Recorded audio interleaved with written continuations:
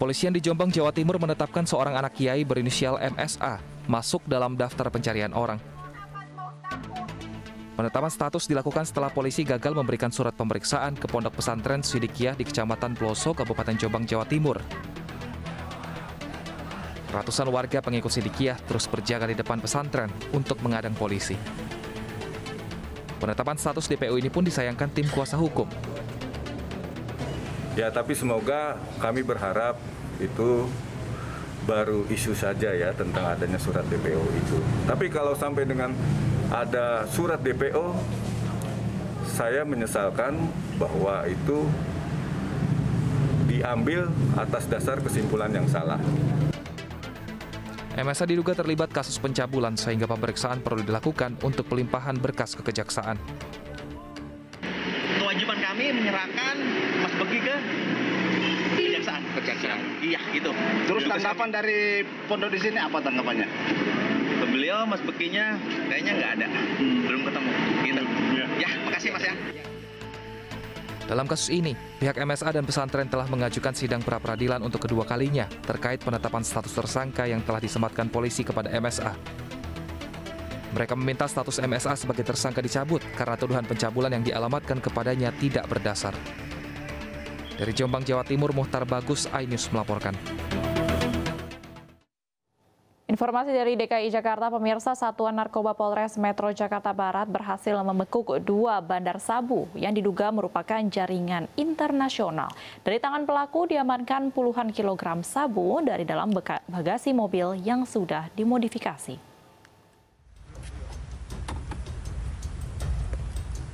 Puluhan paket narkoba jenis sabu diamankan Satuan Narkoba Polres Metro Jakarta Barat dari dalam bagasi mobil yang telah dimodifikasi. Selain mengamankan puluhan paket narkoba, petugas juga membekuk 2 orang pria yang diduga sebagai bandar narkoba jenis sabu. Selanjutnya, puluhan paket narkoba sabu dan 2 orang pria langsung digelandang ke Mapolres Jakarta Barat untuk kepentingan penyelidikan. 2 orang pengedar narkotika jenis sabu, di mana dapat diamankan puluhan kilogram narkotika jenis sabu dari sebuah mobil yang bagasinya telah dimodifikasi. Dalam upaya penangkapan, pelaku melakukan perlawanan hingga akhirnya menabrak kios, rumah, dan kendaraan warga. Kedua bandar sabu ditangkap di Jalan Serdang Wetan, Legok, Tangerang, Banten. Dari Jakarta, Miftahul Gani, iNews melaporkan. Direktorat Reserse Narkoba Polda Metro Jaya menetapkan komika Viko Fahriza sebagai tersangka kasus penyalahgunaan narkotika. Viko diketahui telah mengkonsumsi narkotika sejak tahun 2016.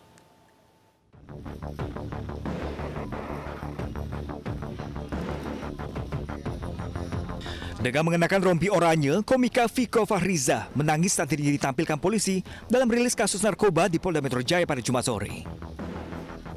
Viko resmi ditetapkan sebagai tersangka usai hasil tes urinnya dinyatakan positif. Sebelumnya, polisi menyidik Viko di kediamannya di kawasan Depok pada Kamis malam. Saat penangkapan, dirinya tengah menggunakan narkotika jenis tembakau sintesis. Viko mengaku mengonsumsi narkotika karena mengalami gangguan tidur. Jadi sekali lagi rekan-rekan, pengungkapan yang dilakukan oleh Direktorat Narkoba Polda Metro Jaya ini sebagai wujud bukti nyata bahwa komitmen Polda Metro Jaya sesuai dengan arahan pimpinan Polri dan juga pimpinan Polda bahwa kita akan melakukan penegakan hukum terhadap mereka yang menggunakan atau mengedarkan narkotika jenis apapun. Saat melakukan penggeledahan di rumah Viko, polisi mendapati barang bukti 1 bungkus rokok berisikan tembakau sintesis seberat 1,45 gram. Barang haram tersebut telah dikonsumsi Viko sejak tahun 2016 dan selalu dibeli melalui media sosial seharga Rp300.000. Komika jebolan stand up komedi 3 ini disangkakan pasal 112 ayat 1, subsidiar pasal 27 ayat 1, Undang-Undang Narkotika nomor 35 tahun 2009 dengan maksimal hukuman 12 tahun penjara. Dari Jakarta, Esra Ambarita, Tri Julianti, Irfandi, iNews melaporkan. Sat Narkoba Polresta Cirebon, Jawa Barat meringkus 17 tersangka kasus penyalahgunaan narkoba. Para tersangka berasal dari profesi yang berbeda-beda, mulai dari buruh hingga aparatur sipil negara.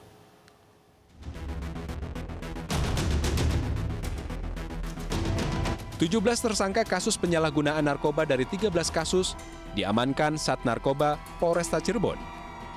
12 tersangka dari kasus penyalahgunaan sabu, 2 tersangka dari kasus ganja, dan 3 tersangka dari kasus obat terlarang. Mereka berasal dari profesi yang beragam, seperti buruh, wira swasta, dan aparatur sipil negara di Kabupaten Cirebon. Barang bukti yang berhasil diamankan petugas sebanyak 16,69 gram sabu, 98,02 gram ganja, dan 13.369 butir obat terlarang seperti tramadol dan dextrol.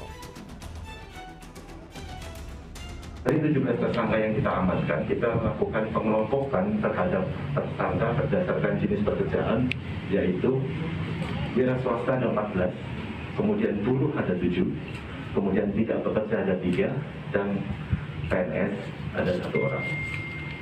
Keseluruhan tersangka dilakukan proses penyidikan guna proses lebih lanjut dan dilakukan penahanan di rutan Polresta Cirebon.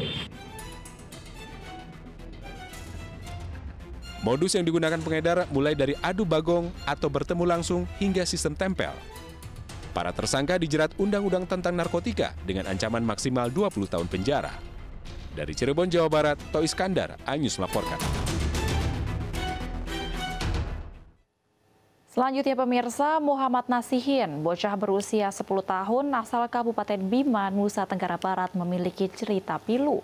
Nasib malang dialaminya setelah ditinggal oleh kedua orang tuanya sejak bayi. Alhasil, bocah yang menginjak bangku kelas 3 sekolah dasar ini harus giat bekerja demi memenuhi uang jajannya.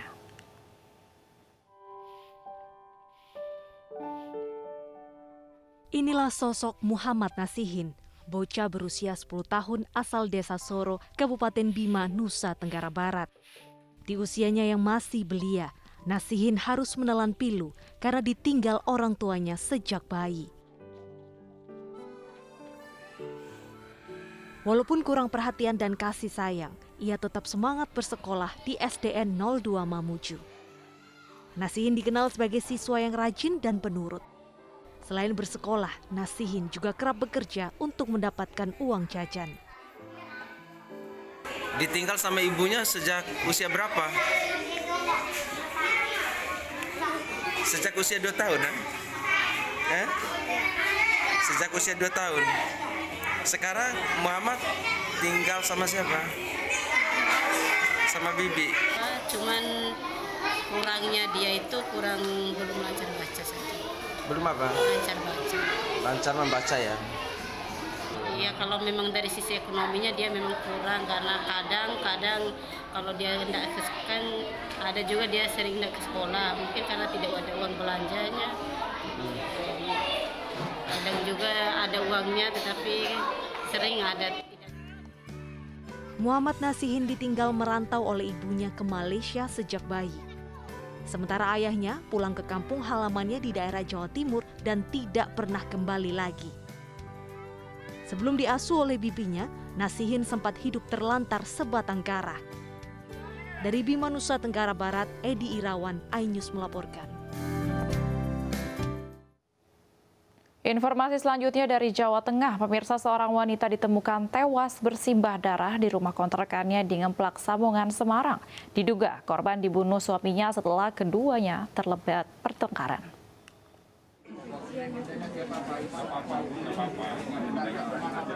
Saat ditemukan warga di rumah kontrakannya di Jalan Sri Nindito, Ngemplak, Simongan, Semarang, kondisi Indah Safitri sangat mengenaskan. Tubuh wanita ini bersimbah darah akibat luka 5 tusukan pisau. Diduga Indah dibunuh oleh suaminya sendiri, Kanipah alias Andre, yang telah kabur dengan menggunakan sepeda motor. Sebelumnya warga mendengar korban dan suaminya bertengkar. Cuma dengar teriak, Mbak E yang kontrak yang sebelah itu minta tolong, itu aja. Terus saya keluar cuma enggak lihat itu aku Mbak E itu Mbak Yuni nganu teriak-teriak, terus aku ikut teriak-teriak minta tolong, udah gitu toh. Soalnya aku sama gendong cucu sih, Mas.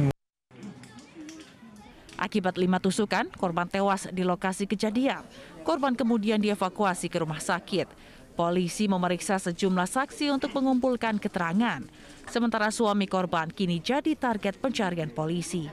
Dari Semarang, Jawa Tengah, Wisnu Wardana, iNews melaporkan.